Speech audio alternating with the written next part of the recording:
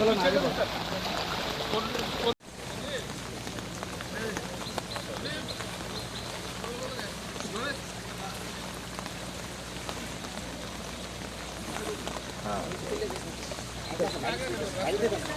অবস্থা বুঝতেই পারছেন, সব চারিদিকে জল। এত বৃষ্টি তো আর কখনো হয়নি। সাউথ ডিস্ট্রিক্টে যা আমার কাছে খবর আছে প্রায় 375 মিলিমিটারের মতো বৃষ্টিপাত হয়েছে। অন্য জায়গায়ও আমি যে শুনেছি প্রায় 250 এরকম 350। তো এরকম বৃষ্টি তো আর কখনো ত্রিপুরাতে মানে আমার জানা মতে হয়নি। তো আমরা মানে চারিদিকে কাজ করছে সব জায়গায়। আমি আজকে সকালে আমি আমাদের মাননীয় হোম মিনিস্টারের সাথে কথা বলেছি, মানে কিছু যদি এনডিআরএফের কিছু লোকজন পাঠানো যায়, উনি বলেছেন উনি দেখছেন এবং করবেন সেটা। এবং এখান থেকে আমরা চিঠিও দিয়েছি।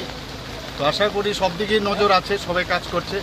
ডিএমরাও সতর্ক, সব দিকে এসডিএম সতর্ক, সমস্ত অন্যান্য যারা আমাদের এসডিআরএফ থেকে আরম্ভ করে সবাই কাজ করছে। স্যার, গতকাল আপনি দিল্লি থেকে এসে সঙ্গে সঙ্গে পর্যালোচনা বৈঠকে বসেছেন এই বন্যা পরিস্থিতি নিয়ে। এখন পর্যন্ত কতজনের প্রাণহানি হয়েছে? এবং এখন অবধি তো আমার কাছে যা খবর আছে 7 জনের মতো, আর 2 জন বোধহয় এখনও ওদেরকে পাওয়া যাচ্ছে না।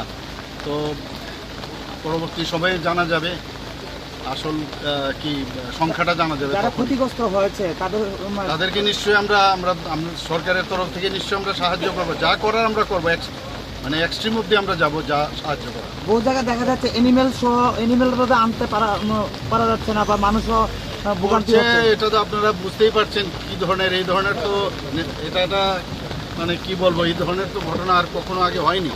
তো আমাদের সরকারের তরফ থেকে আপ্রাণ চেষ্টা হচ্ছে সব দিকে সাহায্য করার, যা যা করার আমরা করছি।